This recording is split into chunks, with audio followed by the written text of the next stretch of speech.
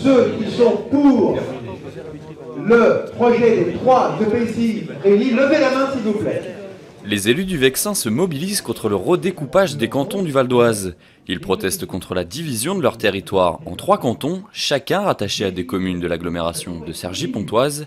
Porte-étendard de cette fronde, le maire de Sagy et conseiller général Guy Paris. Il propose une solution alternative, la création d'un canton unique regroupant les 3 intercommunalités du Vexin. J'additionne les 3 communautés créées sur le Vexin depuis le 1er janvier 2013 et j'obtiens un territoire cohérent, homogène, logique, 49 000 habitants qui répond à la loi. Très étendu certes, mais je veux dire, on est habitué à travailler avec des villages et des communes éloignées les unes des autres. On est habitué à prendre sa voiture, on organise des réunions dans différents secteurs du territoire. Hein. On est habitué à se déplacer parce que c'est notre mode de vie à nous les ruraux. Face à cette proposition, le préfet du Val d'Oise est venu défendre le projet de l'État découpant le Vexin en 3 cantons. Pour lui, un canton uniquement vexinois ne serait pas assez représentatif à l'Assemblée départementale. 73 communes pour 40% du territoire départemental, représenté seulement par 2 conseillers généraux. Et il y a là donc une critique possible consistant en une sous-représentation de ce territoire.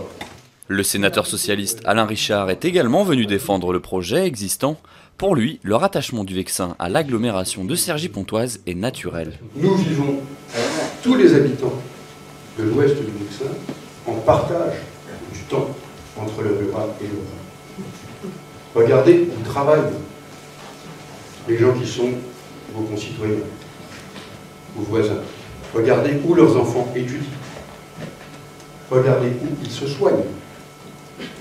Regardez où ils font leurs courses. Vous avez l'impression de traverser une frontière. Vous êtes dans le même département. Vous avez les mêmes intérêts.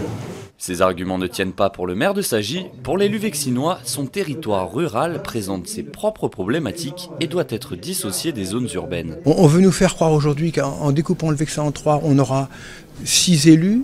Moi je dis, s'il y en a 6, il y en aura 3 qui seront issus du monde rural et 3.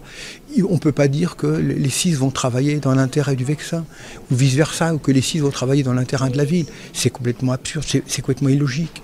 J'en veux pour preuve encore, lundi soir, il y avait une réunion en préfecture sur les rythmes scolaires. On voit bien qu'on n'est pas du tout dans le même monde.